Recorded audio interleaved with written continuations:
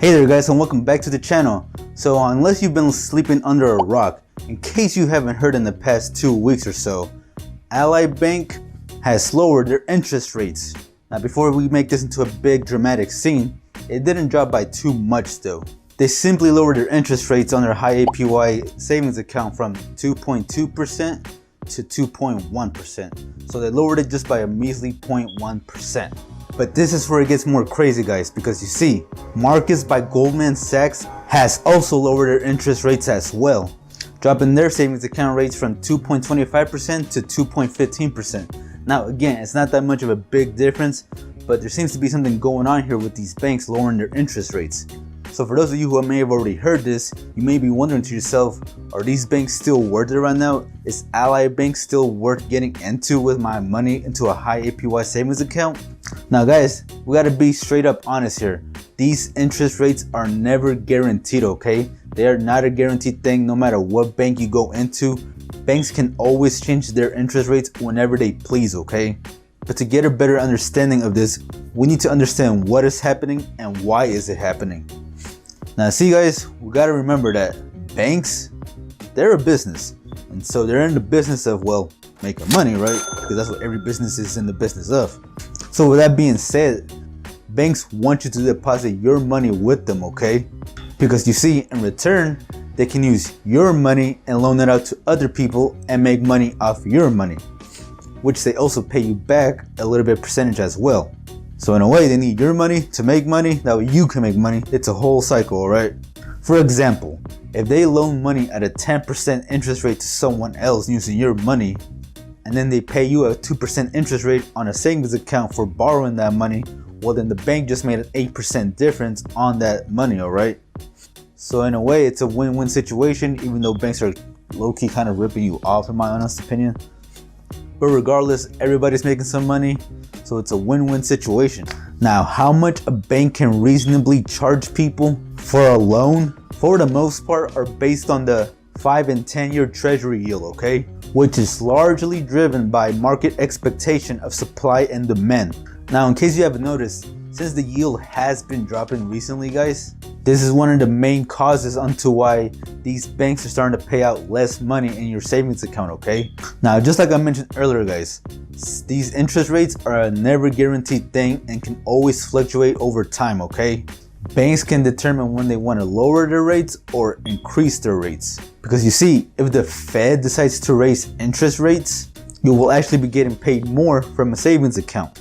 But if the market expects a rate cut, then this is where you can expect to be getting paid less into your savings account, okay? So hopefully this explains a little bit better on what's been going on. Because guys, the yield has been dropping, which means that savings accounts have been dropping as well, which means you're getting less money for your buck, all right? Now, even though this may seem like a big panic attack or something, it's not really that much of a big deal, okay guys? Remember, we're talking about a 0.1% interest rate drop, okay? It's not like we're talking about a whole 1% or a whole 2%.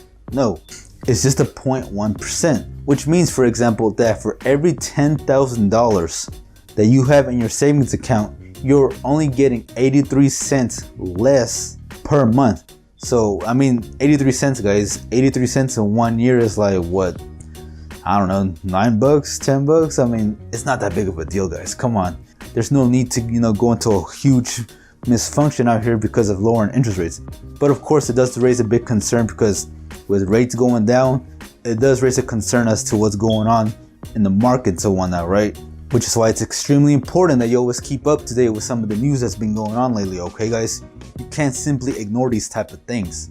And hopefully we can learn something from this, guys, is that these interest rates are never guaranteed. And if you're panicking over a minor savings account rate going down, then you might have to find better options in investing your money elsewhere, maybe in stocks, real estate, or different other type of assets, so you can get a way better return than a 0.1% difference. I mean, come on guys, is that even really worth your time as much to be putting all your hard-earned money for a 0.1% difference? No, not really. So now, with that being said, guys, is Ally Bank still really worth it? Guys, I mean, yes, it is. It's still the same bank, still the same customer service, still the same banking platform, The only difference is that 0.1% drop that happened recently. So if you are already a member of Ally Bank, and if you are still satisfied with it up to this point, then I honestly see no reason to just drop them and go to a different bank. Unless that 0.1% difference, really disturbs you for some reason. Now, I personally don't have Ally Bank, but I mean, it's no different than Synchrony Bank or any other of those type of online banks. So I see no reason to just drop them and, go somewhere else. But again, if that 0.1% difference does disturb you, then maybe you should look into a different bank that has a higher APY, such as Synchrony Bank, or if we want to get really savage here, Wealthfront is doing some really, promotional thing going on with a 2.57% interest rate, I think, if I'm not mistaken. Which we know they're probably just taking advantage of this right now at the moment to, boost up their platform and get more people going into them.